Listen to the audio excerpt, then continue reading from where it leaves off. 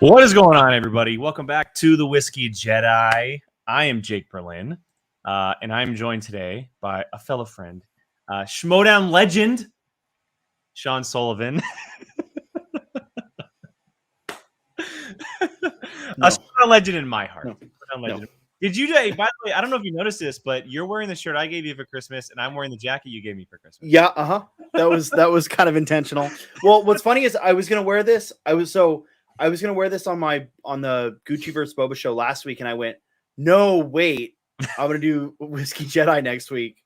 So I probably shouldn't. I should wait and wear this on Whiskey Jedi next week. This was completely unintentional. I had no idea before we started the show. This was intentional because I don't have a lot of I don't own that many Star Wars shirts. Yeah. You know, it's a close thing. Also, hi Mono. Hello. RD Films Is his name's Mono? I just know him by RD Films. Yeah, his name's Mono. Oh, hi Mono. I mean that's not his real name, but Okay, fair enough. He's RD Films on oh, maybe I'm not supposed to reveal this. But I will anyways because I love him. He's RD Films on Twitter and YouTube, and he's Monoku Metal in Twitch and Discord. So he's in like all the Blunderdome stuff and Got it. My stuff and Alex's stuff and your stuff. If you did Twitch, Jake, you should do Twitch. I don't have time for Twitch. I and know. You know that. I barely have time for Twitch. I know. Twitch is a lot. That's a whole different entity. Yeah, it's well, especially because most Twitch streamers, it's not like an hour or 2 hours. It's like, let's stream for 4 fucking hours. It's like, no, yeah, no, I don't have time for that. I don't have time. I love it, but other people, I know you do, and you do a great job. But man, you stay up late. Well, I want to do it earlier, but you know what? Here's the kicker. I found that, and who said this? I forget if it was Reefton who said it or it might have been one of the other English or Scottish viewers. Was I am a European friendly streamer because when I stream, when I stream is early for, or it's late for Pacific. It's too late for Eastern, so I've lost them. Sorry, it sucks to be them. And then it's morning for Europe, and it's afternoon for Australia. Oh, so Andy probably said it. Was it Andy? No, I don't think it was Andy because Andy wouldn't have said European friendly. He would have said, that's right. Australian friendly. Okay. Robert. Okay, well, Mono, I didn't want to reveal your real name. Yeah, Robert just sounds weird. So it was Matt. It was Matt. It was Matty. Oh, Matty. Okay. Yeah, that makes sense. Hey, it's like, damn it, who was it? But it was like, yeah, that night it was like a whole bunch of there was like six or seven people from England town. They got a good group of people. I mean, we had a couple of them in Spectacular, and there's a lot of them in the chat. RD's always in our chat. It's very nice to have met him. All right, so before we get to anything that is Star Wars, we've been talking about doing this one for a little while, and schedules have always been hard to align with us too. But you texted me a few weeks ago about a certain whiskey that compares to one that I turned you on to last year. So we are double fisting tonight, ladies and gentlemen. We got Monkey Shoulder and we got Mash Cut, which Sean's got the bottles right there. And you texted this to me and you said, this is Monkey Shoulder in a different bottle. Do you want to explain that to me before we get going? So flavor, well, I mean, the bottles are almost identical. they are identical. So for anyone who wants to know, they are both, well, yes, they are both blended malt scotches. They are both, I believe, Speyside Scotch blends. Don't quote me on that. Yeah, Speyside Scotch blends. And they both have very similar flavor, and I think they're the same ABV. They're identical, honestly, proof. I feel like I'm tasting the same thing. Yeah, so they are almost identical. And the kicker is, now again, I don't know international pricing, but here in Southern California, Mash Cut is $5 cheaper. So mine was $24.99, I think. Oh, and what do you get a bottle for? I think Monkey Shoulder was like 30 or 35. Okay, Because I think Monkey yours? Shoulder I get for 32. I think Mash Cut was like 26. So maybe mine was 26 after taxes, but I think the price said like $24.99 or something like that. So yeah, I mean it and look, the kicker is Mash Cut is Total Wine's version essentially. Right. From what I understand. And it's always hard to tell with that stuff because from what I did a little research when I got the bottle, and from what I could tell, it's not okay. Costco sells Kirkland brand alcohol. Yes. And a lot of times that alcohol is identical to another alcohol because it's actually bottled by that company. Like Kirkland tequila or Kirkland vodka, or Kirkland is Grey Goose, essentially, is what I'm trying to say. Well, Kirkland makes two vodkas. They make an American vodka, which is Svedka. Yes. And they make their Kirkland vodka, which is, Grey Goose, 100% Grey Goose, to the point where it's in the same shaped bottle. Which I don't know how that's legal, but whatever. Well, it says it on the back. It says bottled by Grey Goose. Oh, okay. Yeah, on the back it says bottled by Grey Goose. They're not hiding anything. Now, my theory on that, I don't know vodka well enough, and I've never tried any of their whiskeys to tell you for sure. But my theory is that it's not the same blend and not the same, using whiskey terms, mash bill, but it might be the same. It might be like lesser cuts of a barrel or of a still or whatever. Like one slight difference or something. Yeah, minor differences, which is kind of what this tastes like. There's a slight difference, but like so minor. Yeah, because I get on the mash cut, the biggest difference I get is a bit more of a spicy aftertaste. That's what I get. Because I have to remember which one's which, and I made them different just to make sure I know. But this is my mash cut, and I get a little bit more down when it goes down than I do with the Monkey Shoulder. It's almost like Monkey Shoulder's right off the bat, and mash cut is a little bit towards the end. Yeah, Monkey Shoulder's better up front, I think, and then mash cut has that more developed end. Yeah. But yeah, I mean, they're the actual flavors of it's what, vanilla, butterscotch. It's kind of the typical stuff. A little hint of orange in there. They're nearly identical. I think Monkey Shoulder's a bit more buttery. Yes. Now that you say that, yes. But I promise we're going to talk about Star Wars at some point. Well, so I know that those overseas, because I know that we literally have 3 people in the chat who are all overseas. If you guys ever get a chance, we've been hyping Monkey Shoulder up for a while. For its price range here in the States, it's an incredible Scotch. Well, I would assume Matt and Mono would be able to get it. Yeah, if you have not tried, cheap, because it is not tried Monkey Shoulder, try Monkey Shoulder. Because it is actually. Well, yeah, I mean it's a Scotch. It's got to be cheaper for them than it is for us.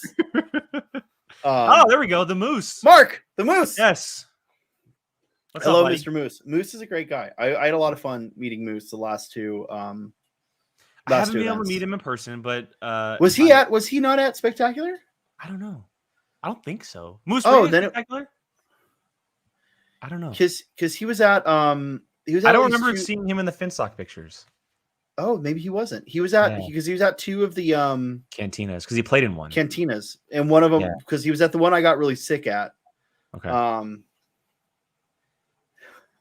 Don't mix. He was in Belize at the time. Okay. Oh, there you go. Wow. Well, you're in a much better place. Yeah. Moral of the story: don't mix cannabis with medication because. I remember that. So I was told. Here's the fun, completely unrelated story. I was told that I wasn't allowed to have alcohol while I was on a medication. I was not told that I shouldn't have. So it's a little more expensive over there. Well, but the one thing we're not factoring in, they might have more taxation on booze than we do. I don't know. So it's like it's like 32. I think Sean, you said right, 32, 33 here. I think 32 or 33, depending on where you get it. Yeah. But I think that'll go up because it's always sold out. I think it was the number one selling Monkey Shoulder was the number one selling Scotch in America, I think 2020, for bars. Which makes sense. So I mean, I see it at every store I go to. I see monkey shoulder. It's everywhere. And it's just fantastic. I mean, it's got a much better color. It does. I like the color of monkey shoulder. It's a little bit darker. This one being the monkey shoulder. I can see a slight difference. Color. Yeah, I agree with that. All right, you want to talk Star Wars? Let's talk. Yeah. Hey, so we're getting we're getting actual humanization of Tusken Raiders. So that I want to start. That's a great way to start. I love that they are, for the last 40 years, they've been these savages who have roamed Tatooine. They've been deemed as like with these one very exception. violent people. Remind me. Knights of the Old Republic. Okay, Knights of the Old Republic, which is something I will always forget because I haven't played that game in so long. I know, me either, and I can't get it to run on this computer. Yeah, I can't wait. Which is hilarious. That remake is going to be incredible. But through The Mandalorian and through Boba, we are finally seeing a different side.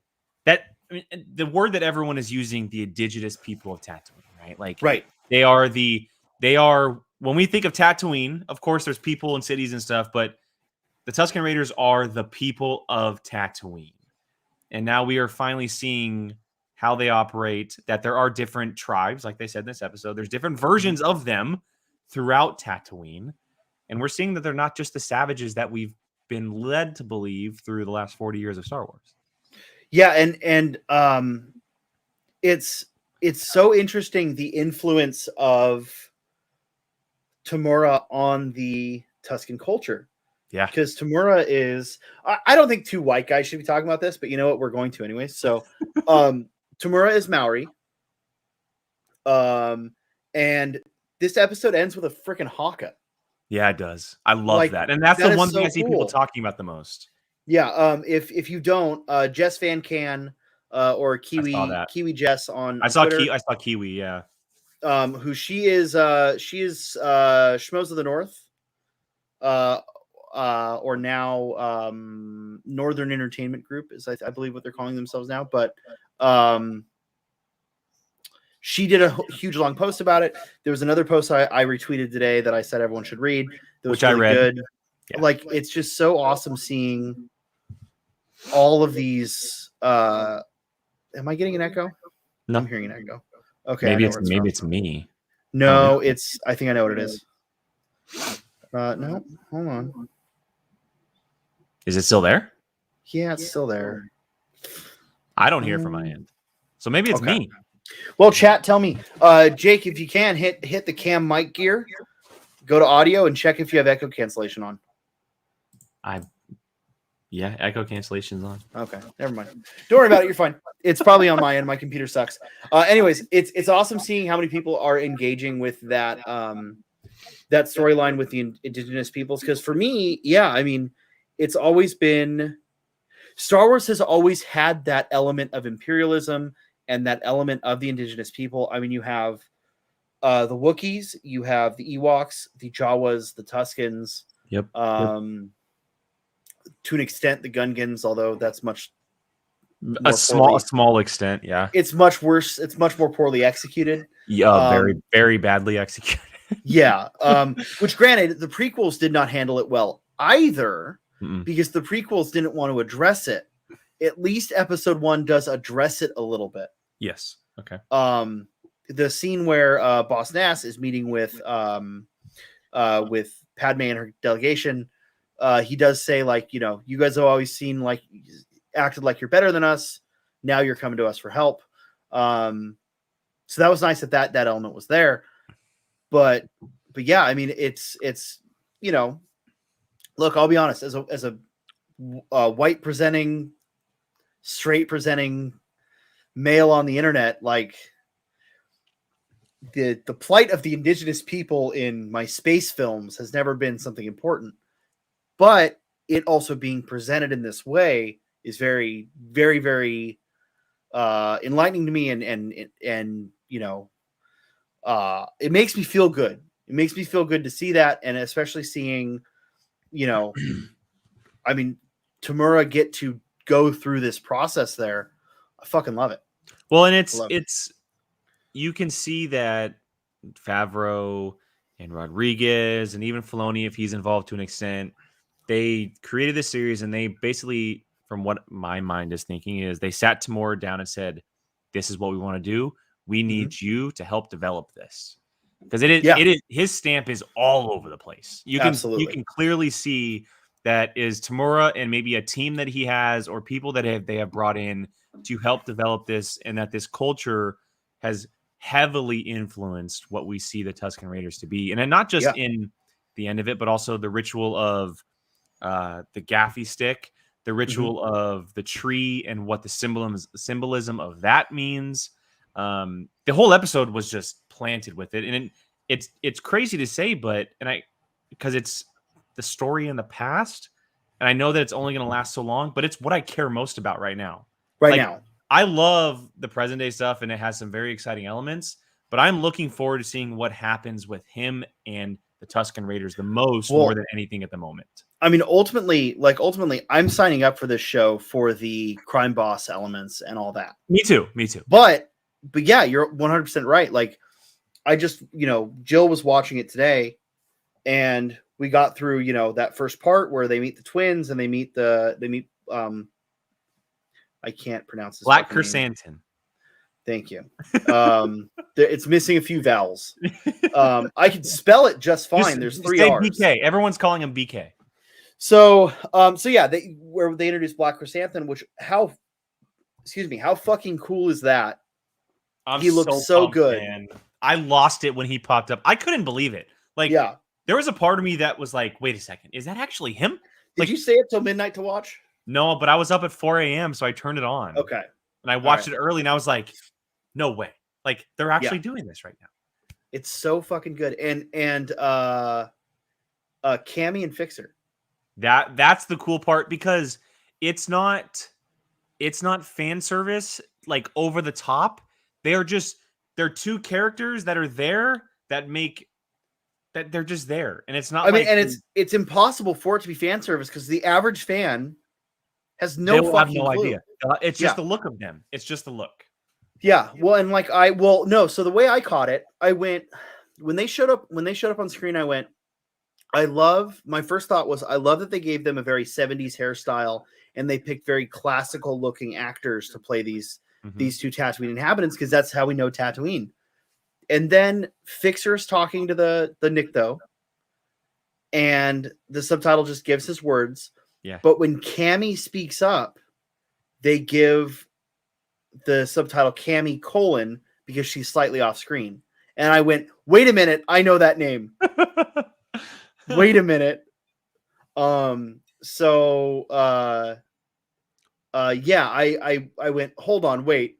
That's from the Tashi Station deleted scenes. This is Tashi Station. Okay, great. Yeah. Which adds up, because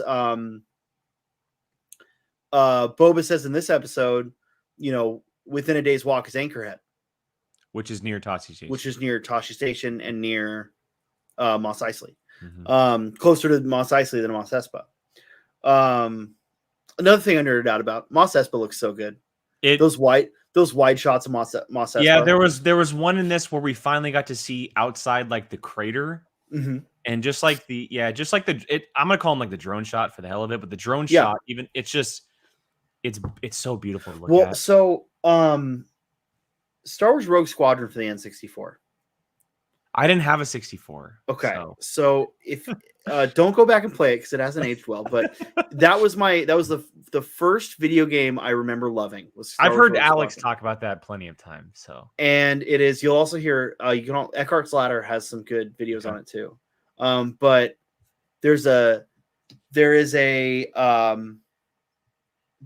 shot. There's the training mission. You're flying through the valley near Jabba's palace, and it blows my. Okay, no, I have questions, because we've never gotten. Okay, wait, hold on, I got questions, and here are my set of questions. So, we have never gotten a wide shot of Mos Espa before.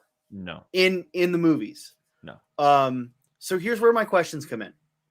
So Jabba's palace is closer to Mos Espa, which is why the Boonta Eve Classic takes place in Mos Espa and not Mos Eisley. Okay. Because Mos Espa is the capital of Tatooine, not Mos Eisley. We just were introduced to Mos Eisley first. If anything, it makes very little sense that Boba would have gone to Mos Eisley last season. He would have gone to Mos Espa because that's what he knows. Because most of his work was done with the Hutt cartels in Mos Espa. Beside the point. So I am wondering if part of that setup was due to the fact, and part of the design for the city is due to Rogue Squadron. And here's why. Because in the first mission of Rogue Squadron, you fly through, the canyons of Tatooine, and you're killing probe droids that are attacking homesteads. Okay. Just very easy. You learn how to fly, learn how to shoot, and you do fly by Jabba's palace. Okay. And then the end of that mission, you're stopping TIE bombers above a city in a crater. But it's not Mos Espa? Well, I don't remember if they ever named the city. Let me see if I can find it. I'll just Google it. Let me see. Yeah, I mean, let's see. Was it's called Rogue Squadron? Yeah. N64 first mission. No. Saul's on the next show I'm on, Thrawn. That's on the Gucciverse. I mean, when I type in Mos Espa, this is an image that comes up. And it looks like it's in a crater. Yeah, and that's the mission. Yeah. So maybe it just wasn't named. But it is called, because Rogue Squadron Mission 1 is called Ambush at Mos Eisley. Okay, so maybe they just didn't know back then. Yeah, so it does look like they've changed that, but it looks like they've used the design for anyways. Either way, I think that's clicked very cool. Yeah, and that clicked in my brain Tuesday at midnight when I was, or 1 a.m. when I was watching it. Was like, Jabba's palace still looks great back then. Yeah, it does. That game is wonderful. I really wish they'd do a remaster of it. But they won't, and they've stopped fan remasters of it, so we'll never get to play it easily. And it's too much work to boot on the computer.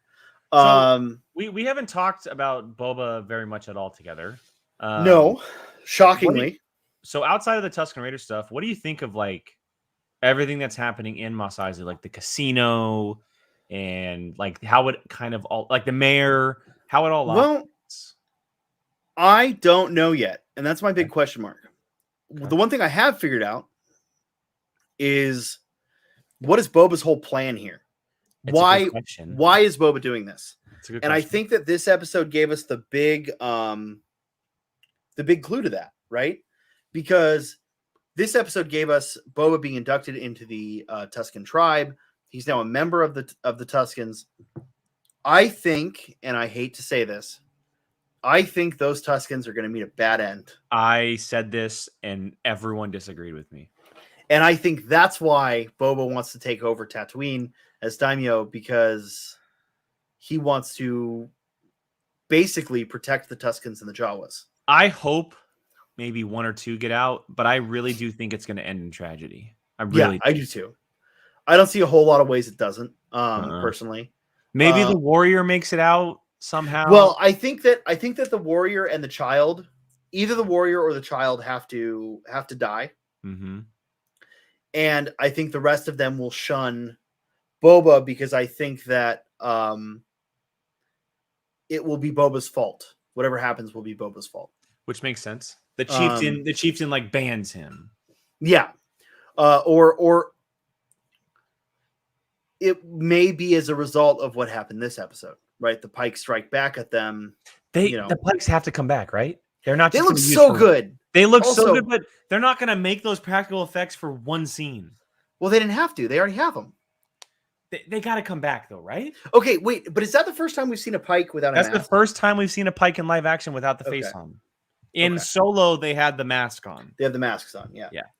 And they were also very different because they had like the breathing tubes. Yeah. They looked very different. But it feels like the Pikes have definitely got to come back. Maybe. Well, I would assume they're going to be involved in whatever the deal, because we've seen the shot of him making a deal at a table. The Trandoshans and stuff, yeah. Yeah, so we know that he's going to make a deal.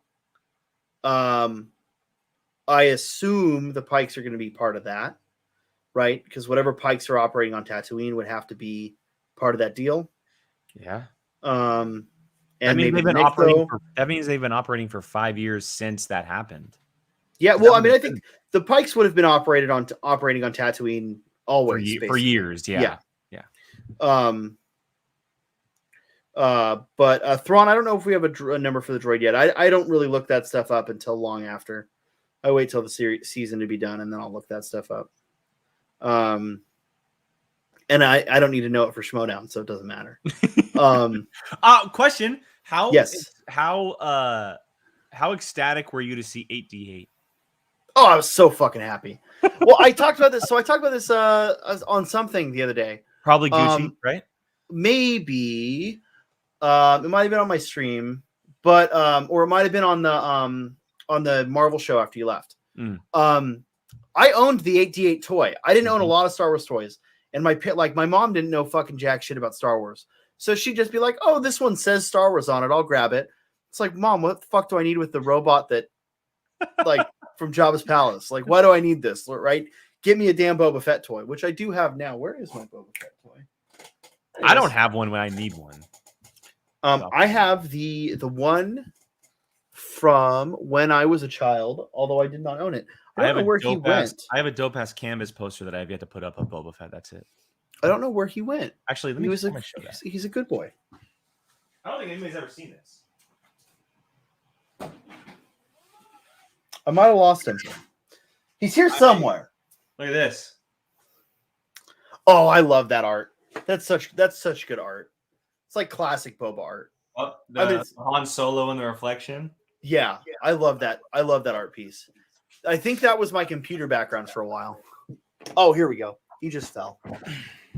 He just fell is all. So yeah, I had a customer who was a toy collector, and I was talking to him about Star Wars, whatever. This was at my old job, where I went into people's homes. So I was admiring his toy collection, and as I was leaving, he gave me the old Power of the Force Boba Fett with the big jacked muscles, because it's the series that makes Luke look like a freaking bodybuilder. I'm like, why does Luke look like this? He's not supposed to.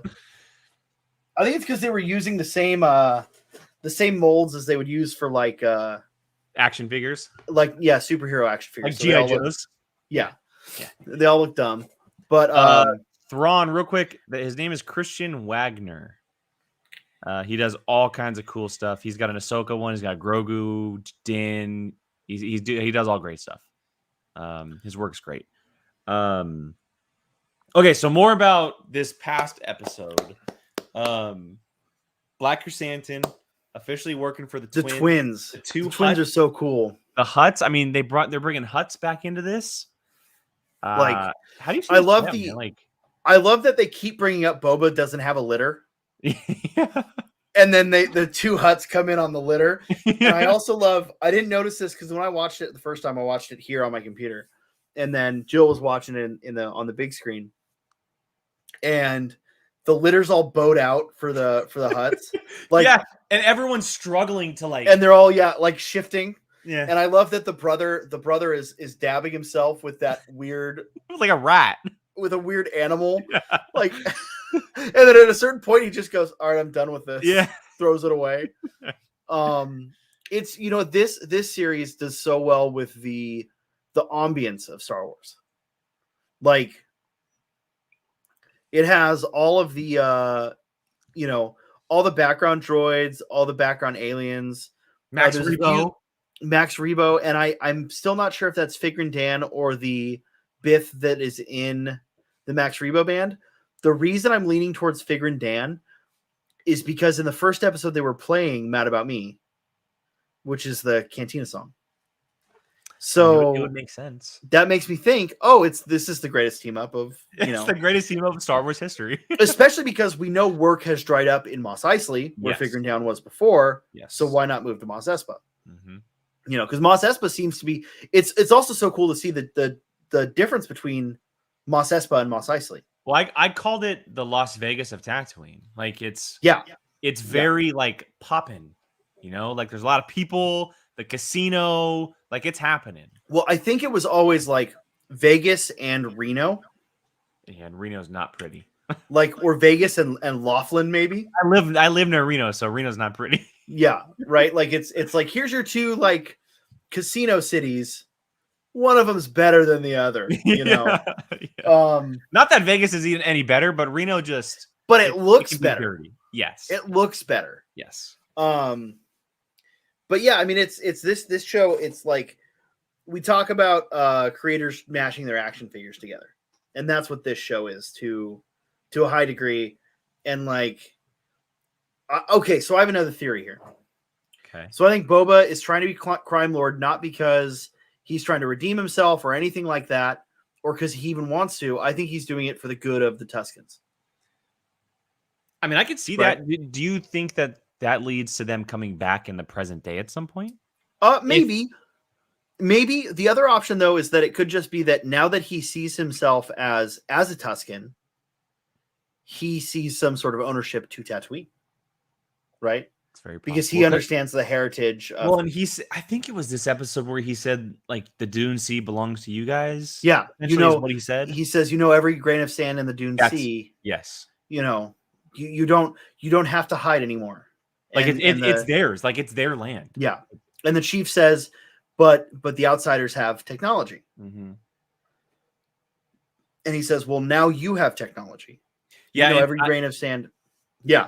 I'm taking this from someone else said it in another comment, but they said Tuskens of Anarchy. Absolutely. Absolutely. I mean, well, it's Curtis said that. Curtis in the chat. Curtis said that. Yeah, I mean it's freaking. I'm just so happy with this series. I understand why people don't like it. Let me rephrase that. Anybody say that though? Well, there's a couple people in our community that are not fans of it.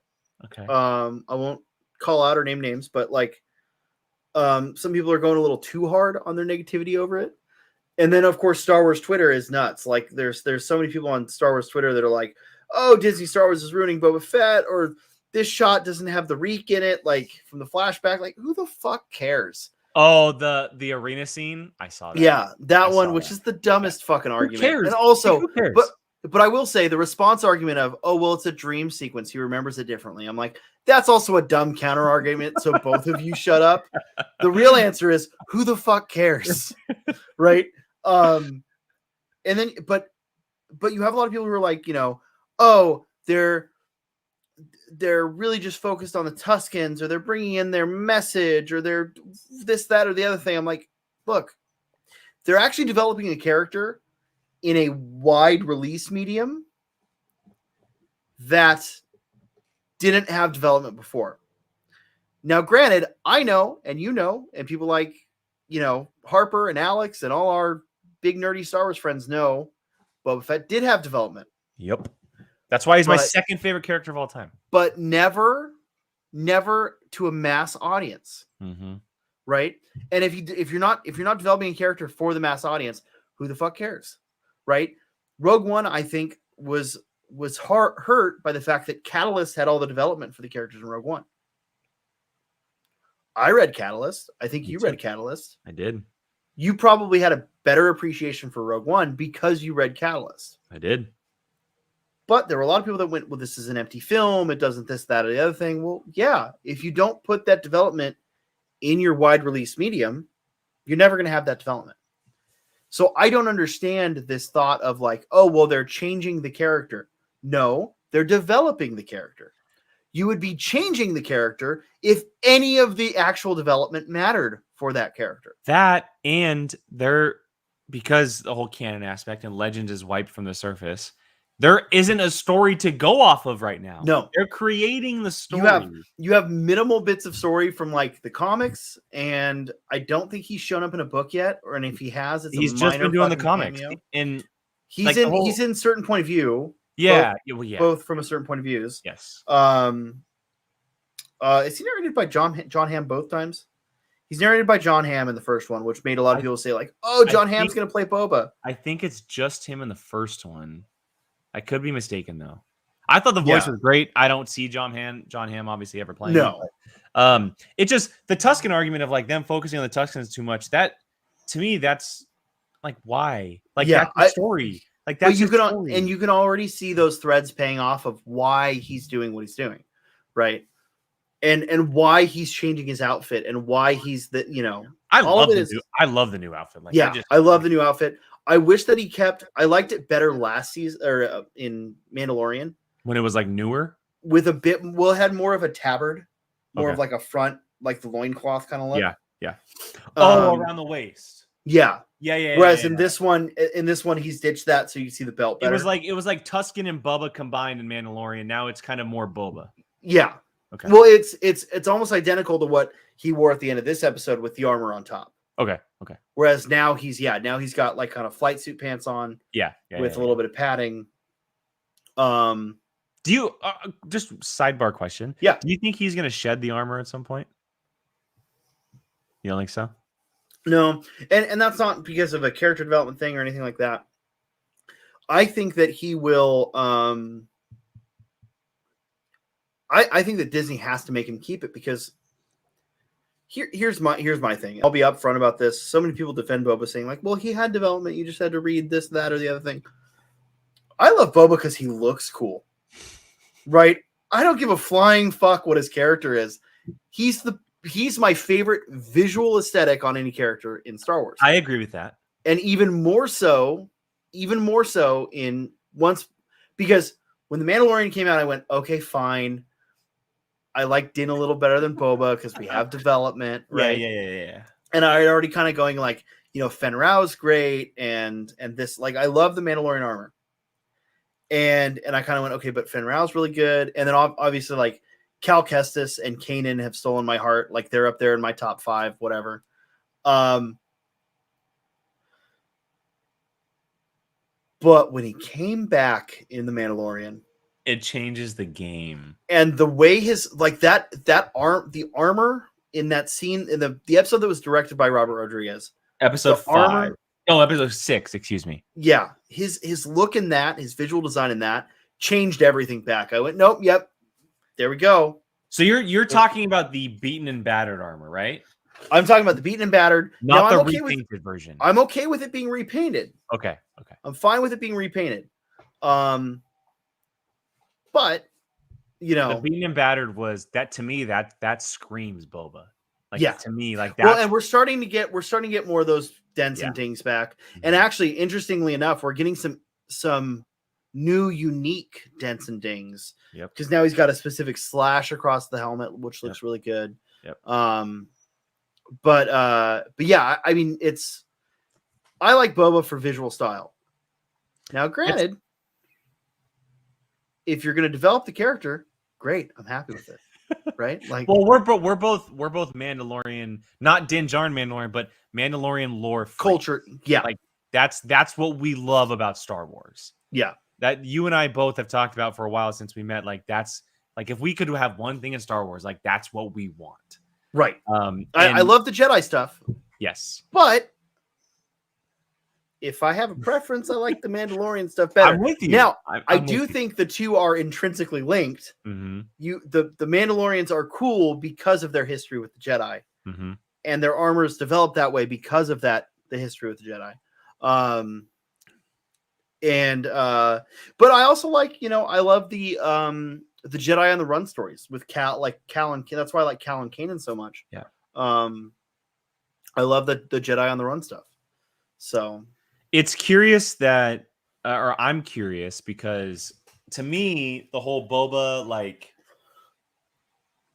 his backstory, his, like, giving him more development, since I've seen him come back and since I've seen him interact with Din and kind of how the series differ from each other, the way that I perceive it right now is that the creators, being Jon Favreau, Filoni, Robert Rodriguez even included in that as well, they see Din as almost the new Boba, the guy of mystery, doesn't take his helmet off. He's the Mandalorian. He's doing bounty hunting missions, etc.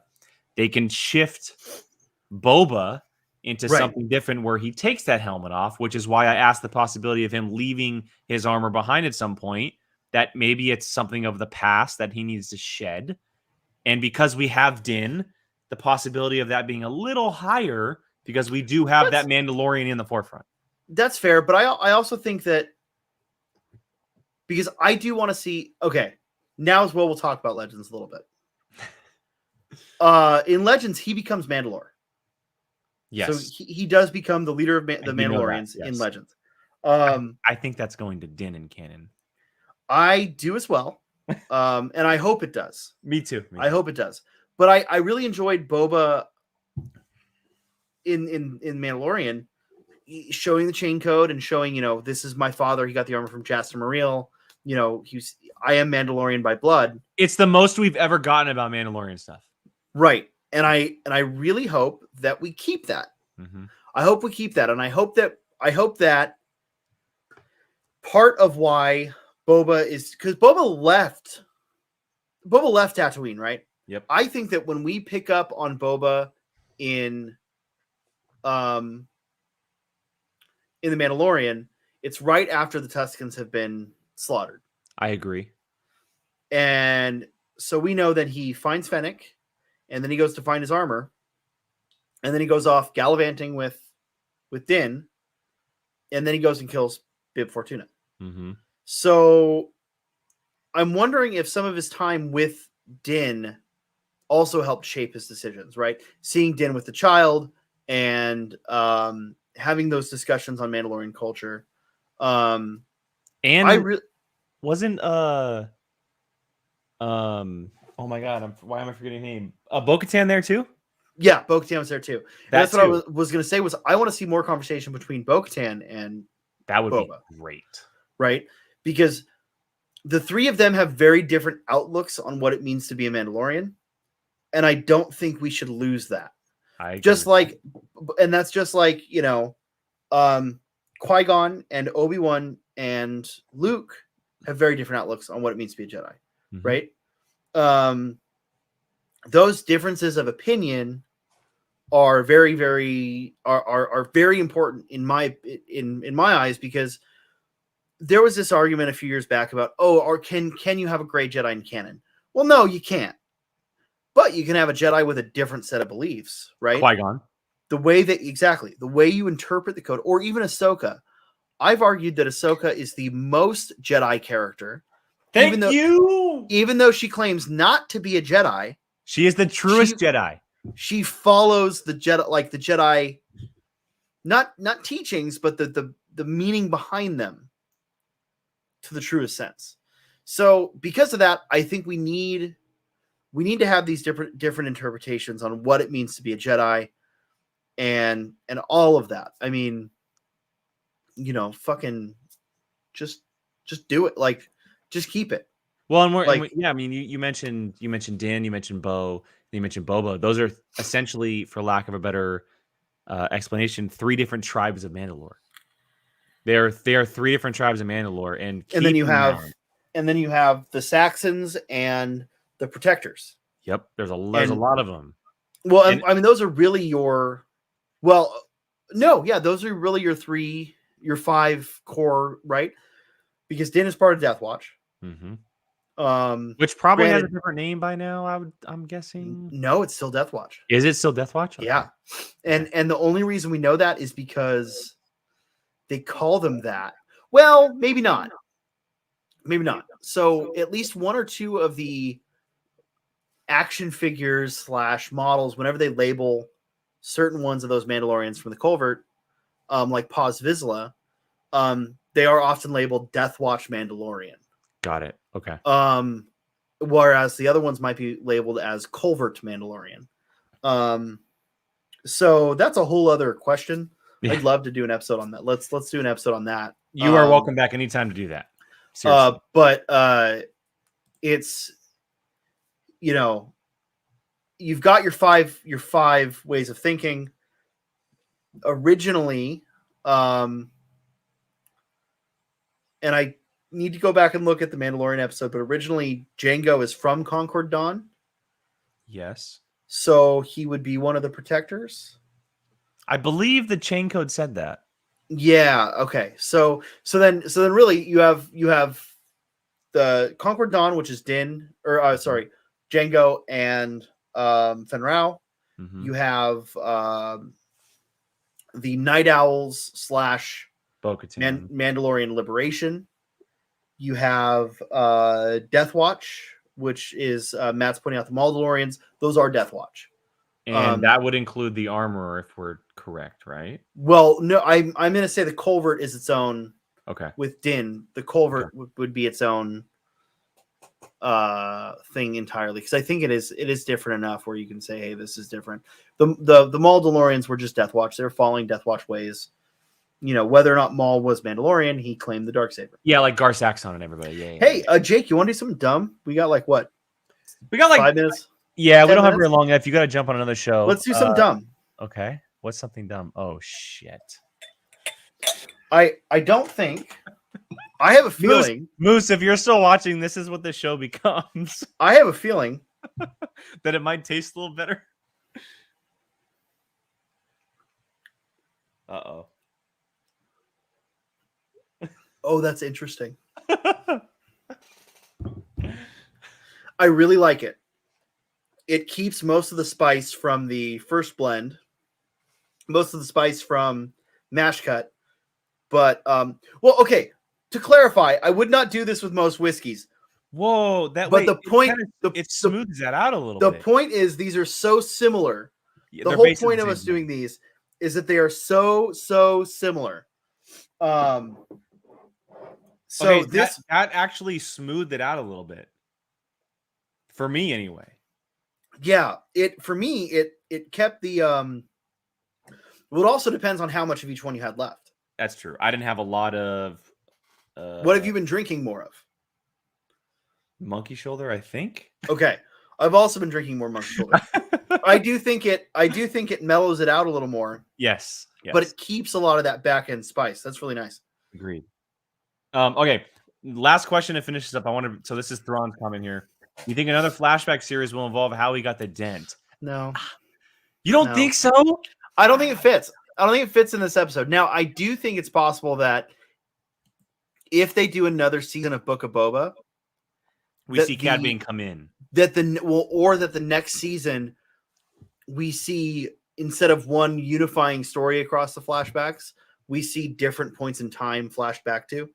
That could be cool. Like his life as a Mandalorian, and even you can bring in Daniel Logan to shoot him as a, Yeah, because Daniel Logan's like early 30s.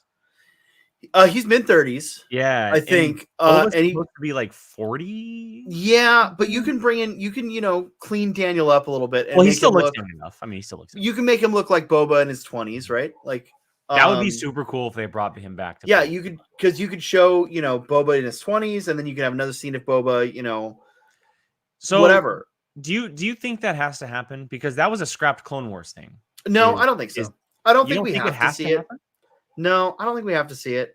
I think that because here's the thing, its existence, and this episode is going to prove my point. Its existence in any form proves that it happened, right? There's always a bit of truth in legends. Fair enough. Remember that line from the Rebels advertisement, right? Cammy and Fixer, they're in a deleted scene. You have a point. Right? You have a point. But because that scene exists, yes, so does this.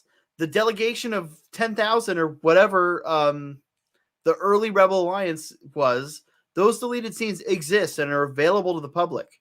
Therefore, in my opinion, that happened, right? Talking about the Revenge of the Sith deleted scenes for anyone who has no idea what the fuck tangent I've gone on. The exist or Chewie ripping off Unkar Plutt's arm. That yes, okay. Right? Its existence proves that it happened. And it now, okay, go ahead. It also leaves it open for them to go back and retcon it later if they decide they have to. But because I don't really give a shit that Cad Bane gave him the dent. In my opinion, I want to see the two of them interact, but I'd rather see Empire Strikes Back Boba dealing with Cad Bane. I agree. Then so it would have to happen pretty early on. So not necessarily. The earliest you can go is he had it in Empire, right? And he has it in A New Hope too. So that means any time between 3 and 4, essentially.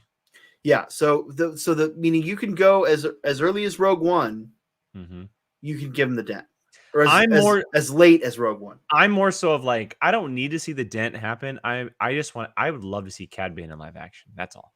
Yeah. Now, That's okay, Thrawn brings a good point here, because I'm talking about the flashback story, right? Because there's the bulk story of the flashbacks, which is the Tuskens, but Thrawn, I think, is referring to the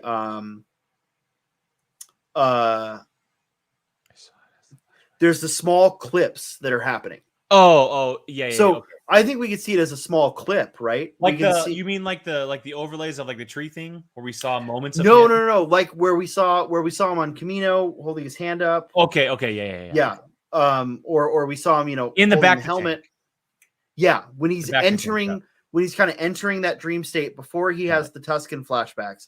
He has a bunch of smaller flashbacks. I think it could happen in some of the smaller flashbacks. That'd be cool. I don't necessarily think it'll happen in the in a main drawn out story, right? The way the story is going, it doesn't seem to fit anywhere. Right. And I don't think they'll make the problem that some other shows do with flashbacks of just, well, we want to show this, so we're just going to show it, right? Yeah. Like, this is very much like choices are being made for this show. I would like, rather than make those choices than throw in a scene just because I want to see it. Yeah. I agree. There's plenty of scenes I want to see, but I mean, so far so good. Yeah, so far it's been great. I mean, look, I'll be honest, episode 1 was not very good. I was like 50-50 on it. I loved it. Mm-hmm. I absolutely loved it because it felt like Star Wars, but it didn't feel like good Star Wars. What I had said was this show from episode 1. I said this show reminds me of the best of bad Legends, right? Most of Legends is bad.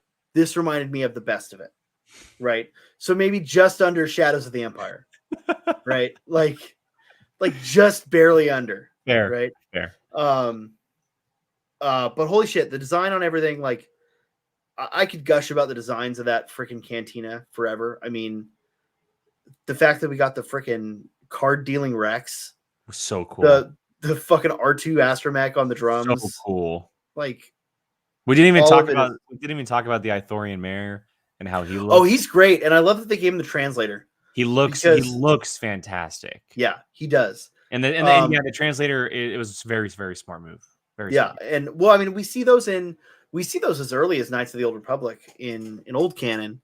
If anything, it's weird to me. We've never seen it in live action, have we? We've never seen it in live action, but I do think we've seen it in Clone Wars somewhere, or Rebels maybe. I mean, I'm sure most Ithorians we've seen that had a part to play had them. Mm-hmm. Usually background Ithorians won't have them, but if the Ithorian's going to have a major speaking part, they'll give it. Yeah. In Knights of the Old Republic, though, there were some Ithorians that had it. I don't remember their role, but I remember it being a thing. Holy shit, a fucking Black Chrysanthemum. Like, I'm so pumped. I can't wait to see that. And I haven't read the comics, but I see his ass and I go, oh, I know who the fuck that is. Dude. Right? Like, I've read the comics that he's in, and my God. Yeah. My God. It's Afra. He first shows up in Afra? Well, no, when he first appears, he shows up as Boba Fett's partner. Okay. That's what I thought. And then we see him the next time he actually faces Obi-Wan, and Obi-Wan gives him the scar on his face with his lightsaber. And then he goes on a run with Afra for a long time.